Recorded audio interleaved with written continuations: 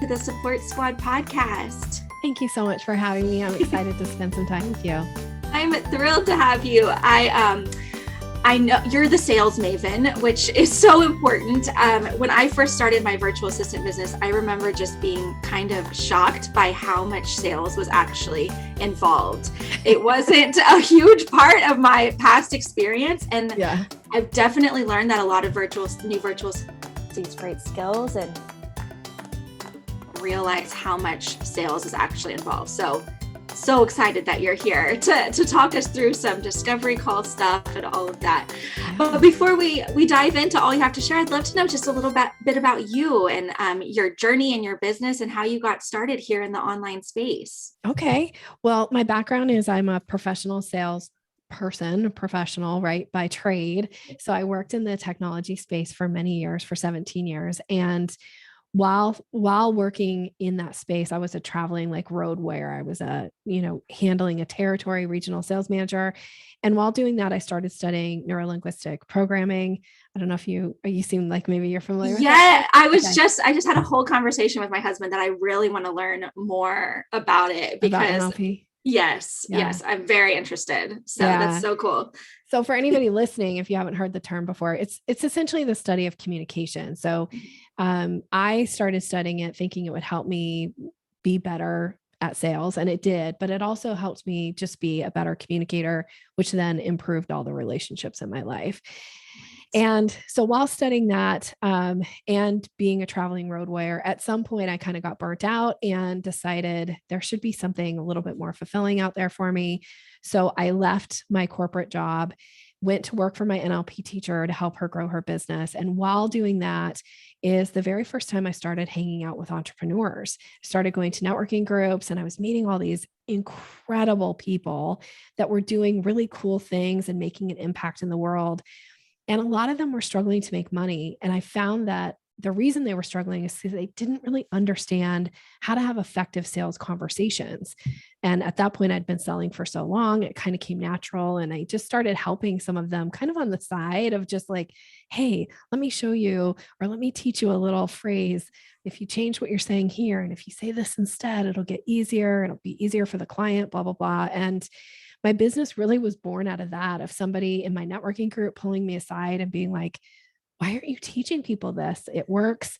It helps. Like, people need to know this. And my first instinct, which maybe we'll see if it relates to some of you out there, was like, well, that's dumb because everybody can do this. Like, who would pay me money to do this? Right. And turns out here I am coming up on 8 years in my business, and people pay me money to learn how to have effective sales conversations. And I get to work with the most amazing entrepreneurs, primarily women. And it's just been the best journey ever. And I'm so blessed to get to do what I do and to teach people how to have better, more effective sales conversations that don't come across icky and gross, that are actually easy and are just more effective, frankly, for the prospect and also for the seller. Yeah, absolutely. I love how you talk about how it's just these small shifts, just changing the wording on some things can make all of the difference, and having those skills can really transform your business. So that's such important work that you're doing.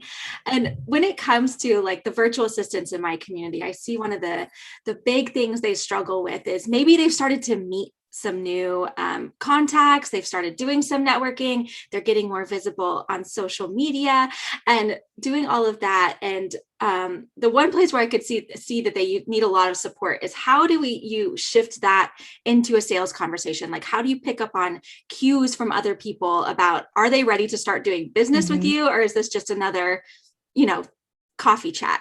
So how do we tell? Okay. So that's such a great question. So I teach a process to a sales conversation. I call it the selling staircase. I wrote my third book about it. And in the steps of the selling staircase, there's 5 steps. Step 2 is learning how to create curiosity. So when you're having those coffee chats, you want to be able to create a little bit of curiosity. And when you do create curiosity, what happens is the people that you're in conversation with will give you buying signals. Now, buying signal is a verbal or a nonverbal cue that somebody gives that indicates interest. It doesn't necessarily mean they're going to like sign up right now on the spot.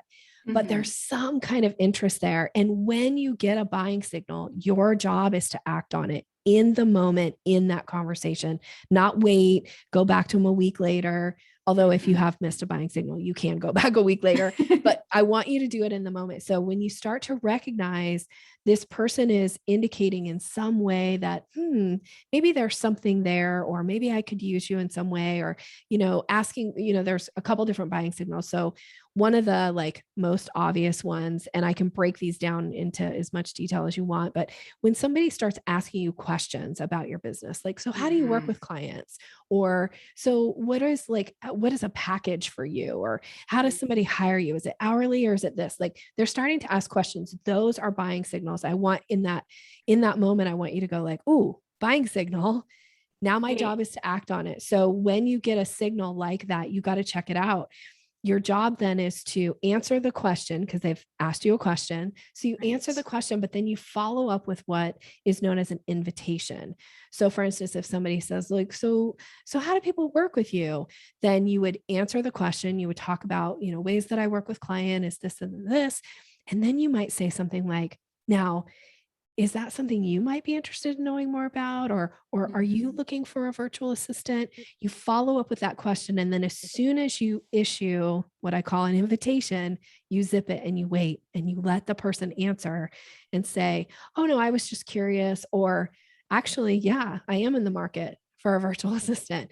Well, now we can start talking and having real business conversations because now we know, okay, I've shifted gears.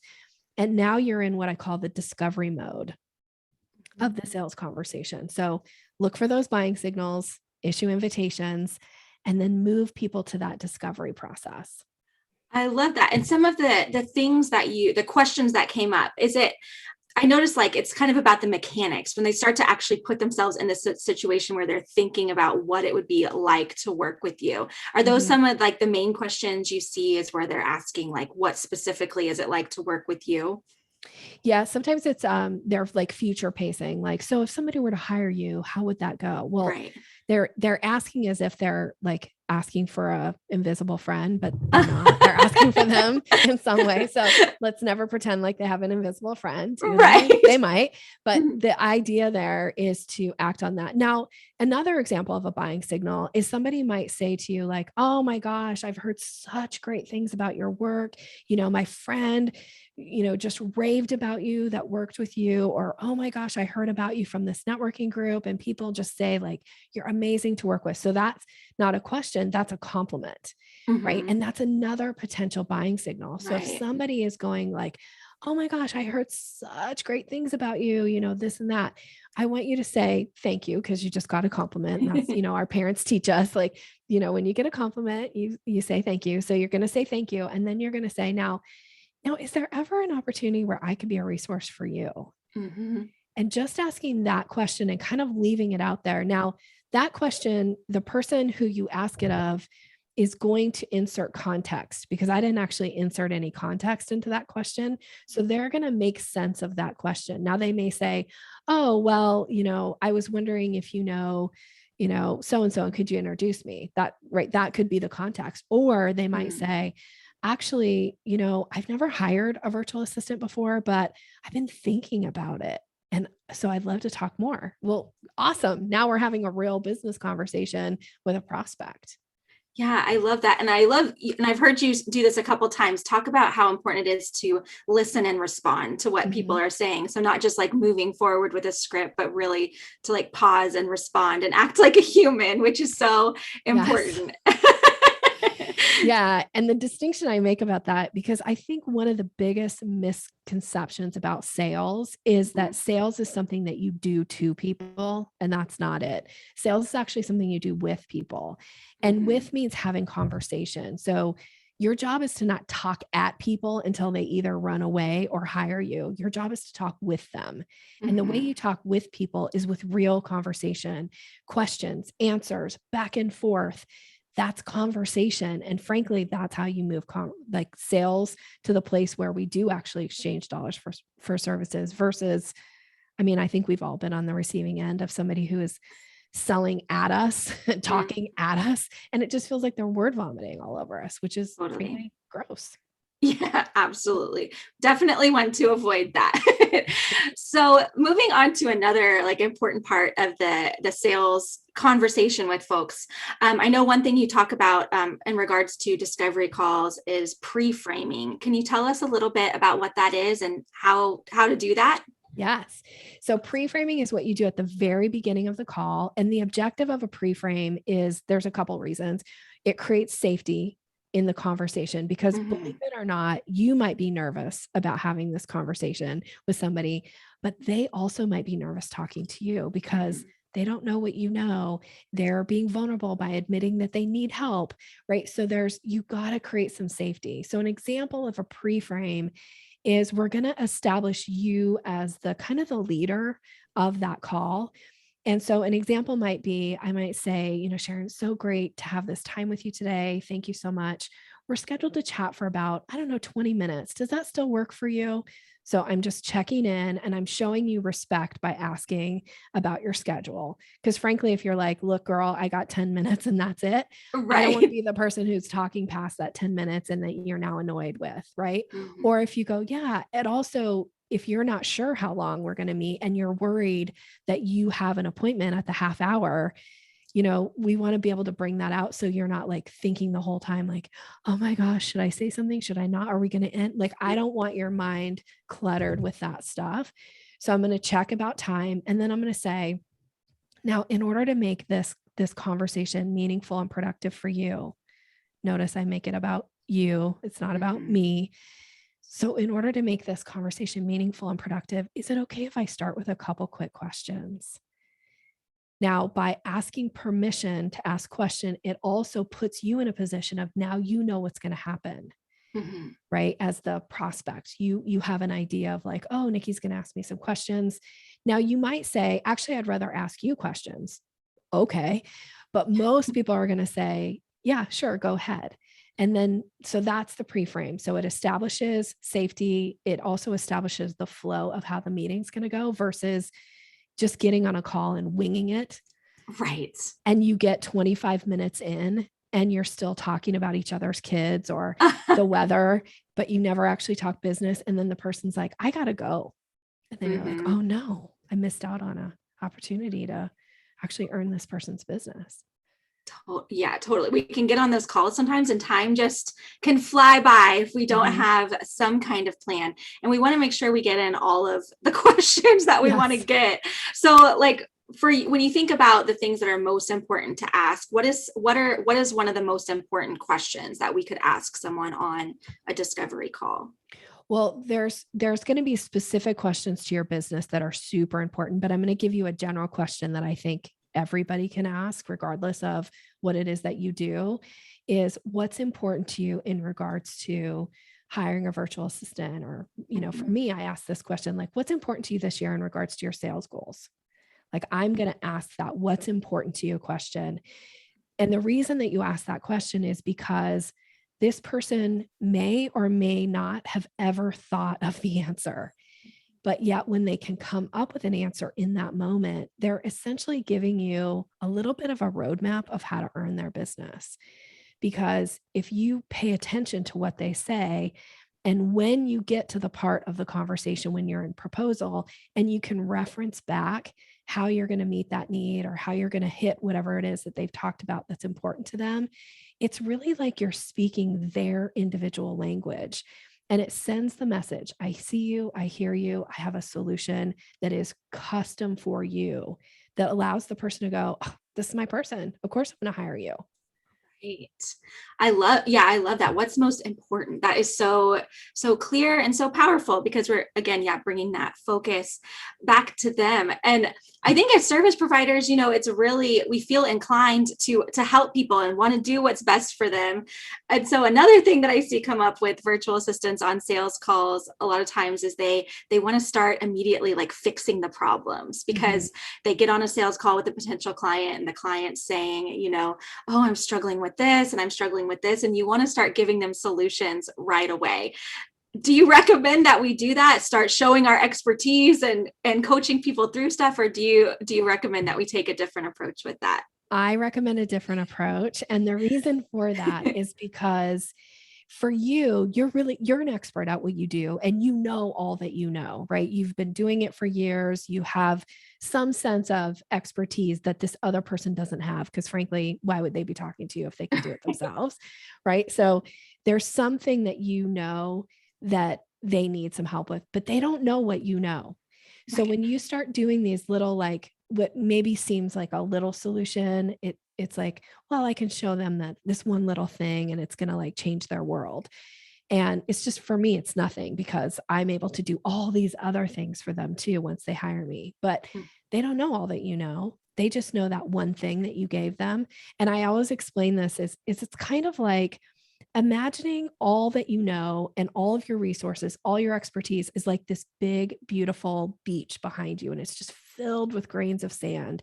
And each grain of sand is some piece of expertise that you can bring to this person into solving a problem.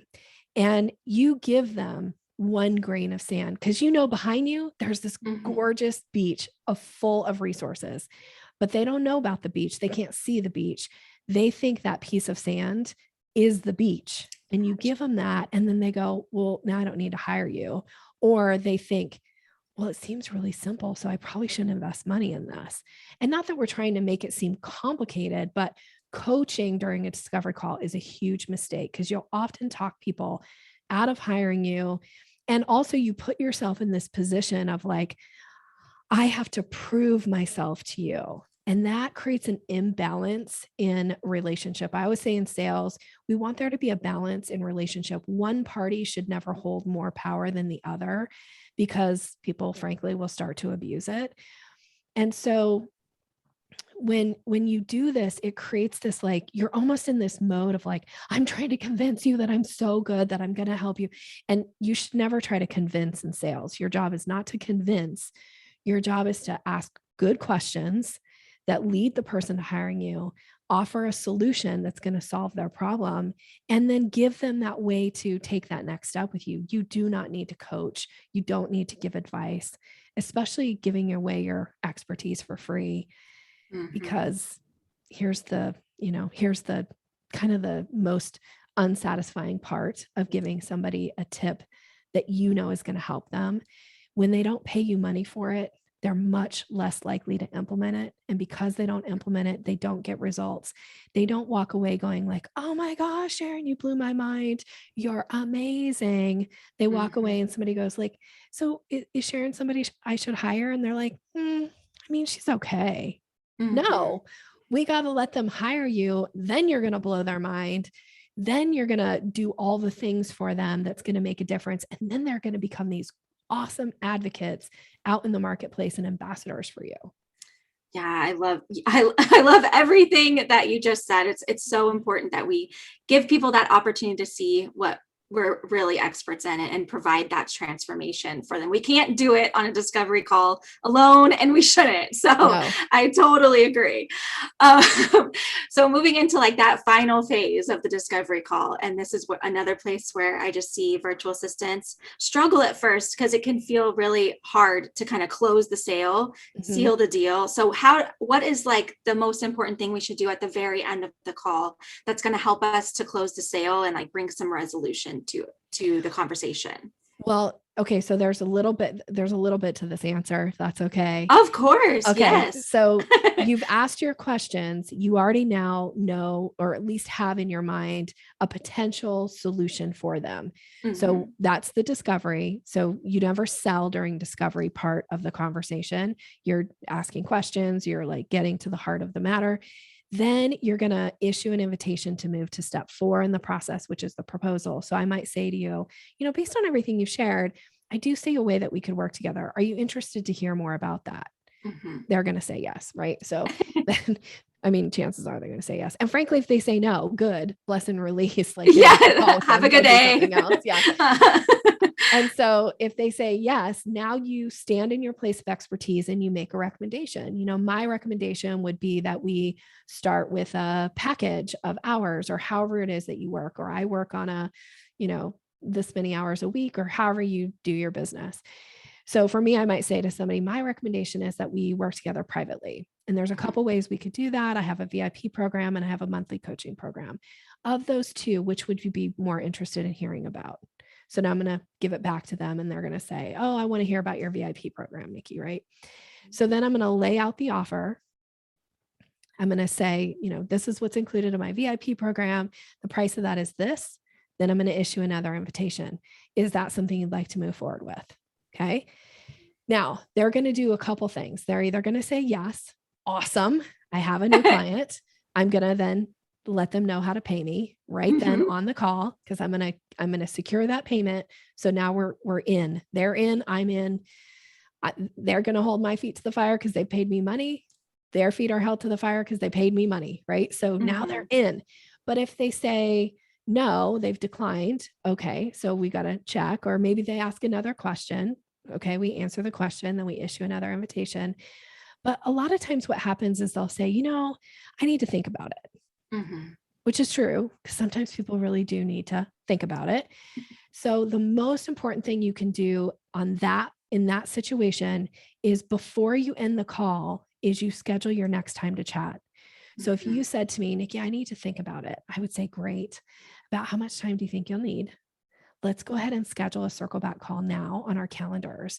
That way I can answer any questions that come to mind, and we'll talk about next best steps for working together.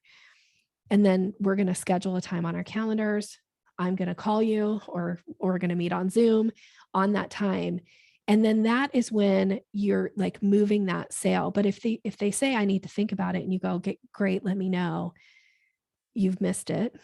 You've probably lost their business. Or if they say, I need to think about it, and you say, okay, great, I'll call you next week. Well, when you call them next week, you're not on their calendar. They're not going to answer because they're busy. They need you for a reason. So the chance of getting back in touch with them is so slim to none, that in earning their business is so much harder. So make it super easy for them, because most of us live and breathe our calendars. Like, if you're on my calendar, here I am. And if you're not on my calendar, I'm nowhere to be found. Right. So get on their calendar, and then they get on the call with you. Chances are they've made a decision, or maybe they have one more question, or frankly, maybe they've decided not to hire you. Chances are they'll have canceled that time, so they won't waste your time getting on a call. And now you're not wasting a bunch of time and energy going like, should I call them today? Should I send an email? What should I say in that email? Like, I don't want you spending a bunch of time trying to figure out what to do next, because you already know it's already scheduled. I know that was a long answer to your question. No, because what you just said about what do I do? Do I call? Do I email? How do I handle this? This is what I hear virtual assistants come to me with all the time. It's like, I had this discovery call and it's all very not clear what to do. So I love how clearly you laid that out, and how important it is to make it really easy for our clients to hire us, work with us, and have those conversations with us. I think that's so, so important. So Nikki, I feel like you've given us so much today. Good. Yeah. Thank you. Thank you so much. What a wonderful conversation about discovery calls, and just a great entry point, especially for newer VAs who are just not familiar with this process. Simple shifts of just making things really clear can really make a difference and that closing rate and landing those clients. So thank you so much for sharing all of that with us. And one question I always like to ask my guests is, what's one thing about you that's totally separate from your business, a hobby, or just something like that you like to do? What lights you up, and like, what do you like to do? Okay. Well, one of the things that I really love, and it lights me up, and frankly, I feel like it fills my soul, is I go for walks. Where I live, we have a river, and there's a green belt next to the river. So you can walk the river, like right along the river. So I do that as many times a week as I can fit into my schedule. And just the sound of the running, like river water, I feel like it's my happiest place. And I feel like it just replenishes my soul anytime I feel depleted. So that's me. And walking along the river, you can find me there many times a week, just like basking in the beauty of it, and the sound and the feel. And I often go and put my feet in the water and stand there. That's awesome. Where are you located? Like in the I live in Boise, Idaho. Oh, so okay, we nice. have the Boise River, and it's it's spectacular. It's beautiful. Awesome. It's lovely. That's awesome. The sound of running water is so like healing and soothing. I used to live with my husband on a farm in the mountains in Colorado, and there was a river that ran behind our house, and we would open up all the windows at night because we could hear it. It was like a natural like white noise machine. So now I moved back home we're back home in Dallas, Texas. So we don't hear that outside of our window, but I love that sound. So I totally get how healing and rejuvenating that can be. Yeah. So thank you so much, Nikki, for sharing all of this with us today. And then of course, everyone, after hearing all of your wisdom, is going to want to get in touch with you and learn more from you, because we can never have too many like sales skills. So where can my Support Squad listeners get in touch with you and learn from you? Well, I'd love to offer your listener a free ebook from me, and it's called Closing the Sale. And it kind of walks through some of the things that we talked about, gives some of the language that I gave here. And it's all about boosting confidence. And you can get that by going to Your Sales Maven, and Maven is maven.com/squad. So that's specific for your listeners. And then we'll be connected. And you can also check out my podcast. I have my own podcast called Sales Maven, super easy to find, where I give lots of tips, and I do on-air coaching calls and share client success stories. So I would love to connect and hear from somebody. If you had a good takeaway from this episode, please reach out and let me know. I'd love to hear from you. What an amazing gift for my listeners, guys. Make sure you go and I'll have the link also in the show notes. So thank you so much for sharing that with us, Nikki. And thank you so much for your time today. It's been so fun talking to you and connecting with you. So thank you. Thanks for having me. Thank you.